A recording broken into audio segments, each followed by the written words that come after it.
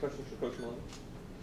So, how do you address the Hail Mary play with your defensive backs and make sure that they move on and keep that, don't dwell on that? Well, it's simple. That when things out there on the field, the production out on the field, when it's not what it needs to be, I take full responsibility for it.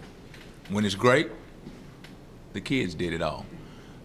So that's one of those things that I and our defensive staff, we have to do a better job of making sure these guys understand, our guys understand the gravity of that play.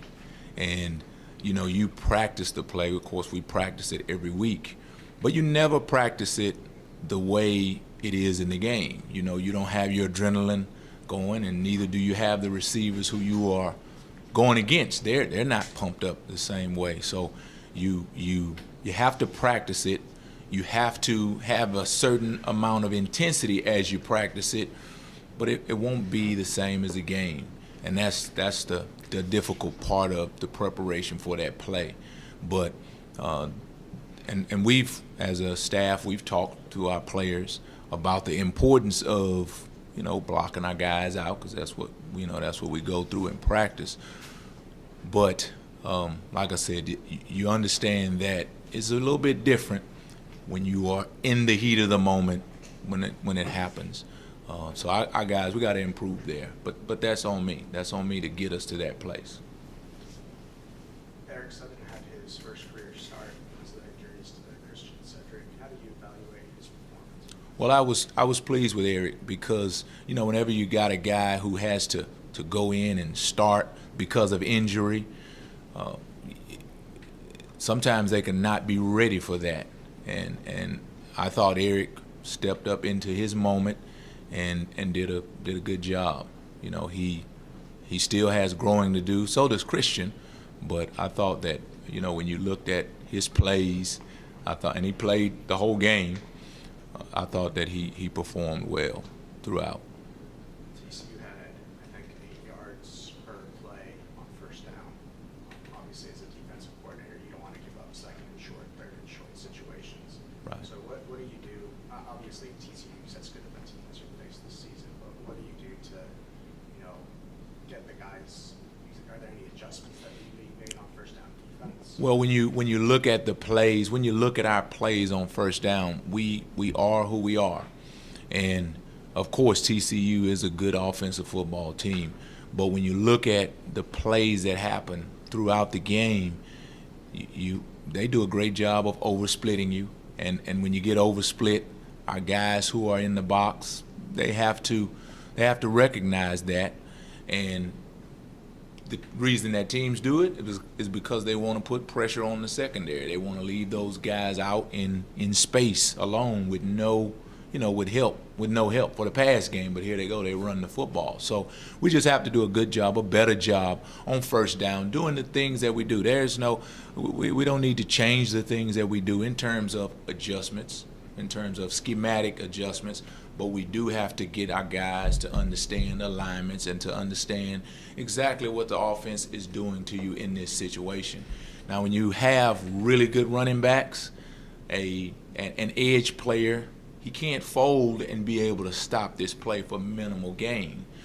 And those guys, they happen to have some really good running backs, in their offense. So it's hard. Our guys understand this. I surely understand as a play caller. It's hard to call defensive plays on 2nd and 2. Again, I turn the light to myself and I say, okay, well, what we have to continue to do is have our guys understand where they need to be in terms of alignment. Not that anybody is, not know where they're supposed to be, does not know where they're supposed to be, but just a slight adjustment will help us to be able to be in a better position versus a dynamic group of running backs to be able to get them down for minimal gain. The teams, TCU and Arkansas State, even as you move into the future, those teams, they understand the process. They oversplit you, you got to compensate. Or you're going to rob Peter, Paul's got to get paid too, right? And so we just have to do a better job of getting our guys in better position to be able to make the plays.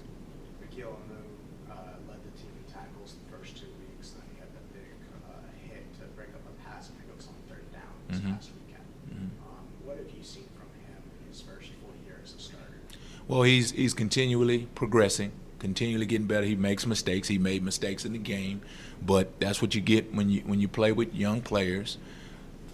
We are encouraged, excited about his preparation, the fact that he wants to be a great player, the fact that he prepares every day, the fact that he is one of our guys. He drives the bus as a safety. He does a great job of communicating for us, and he plays with a great deal of confidence. So for him to lead, we put him in those positions. We rely on him to be able to make key tackles. We put him in the box, and so we're excited that when we put him in those places, he does come through. He does make those tackles.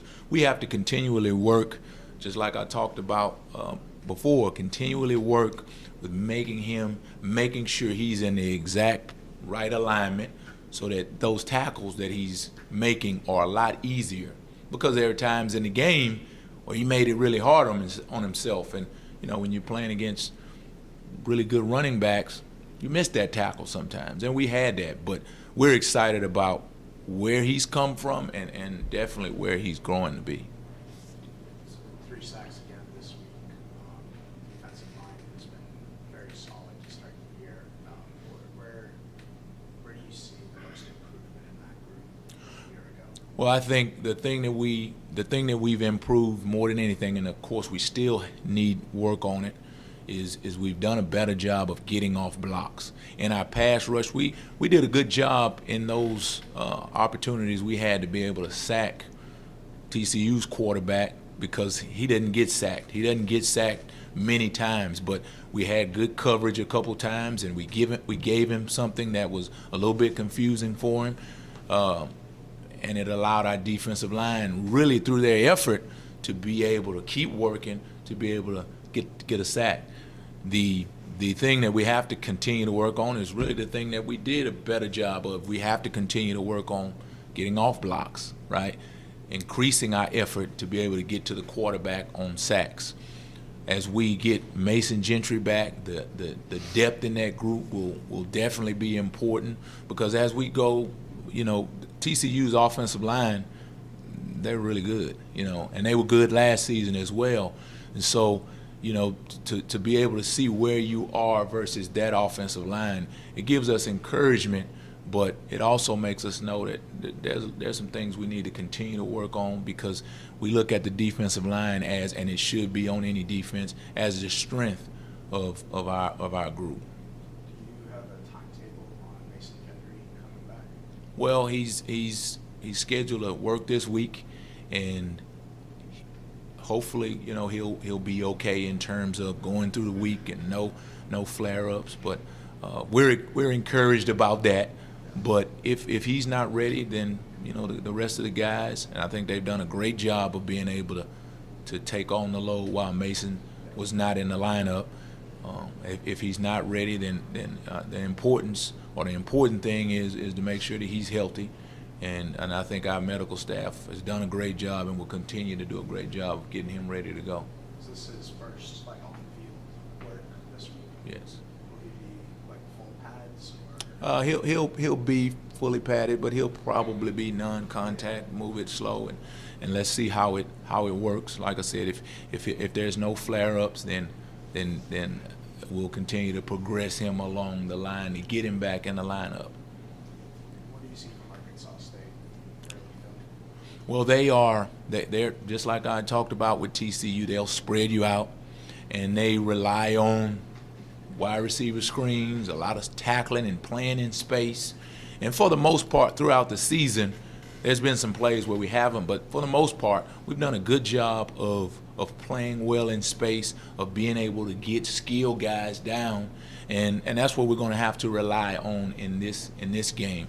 They have really good quarterback. He's extremely accurate, and everybody talks about that.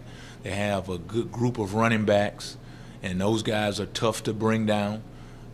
The receivers are definitely capable receivers. They put them all over the place in terms of different formations. They've shown a multitude of trick plays over the years, and then even in this season. So our guys will have to be proficient with their eyes, right? Before the start of the play, we have to do a great job of communicating. But then when the ball snaps, we'll have to do a great job of tackling in space and playing with great effort to be able to assist those guys who are one-on-one tackling in space.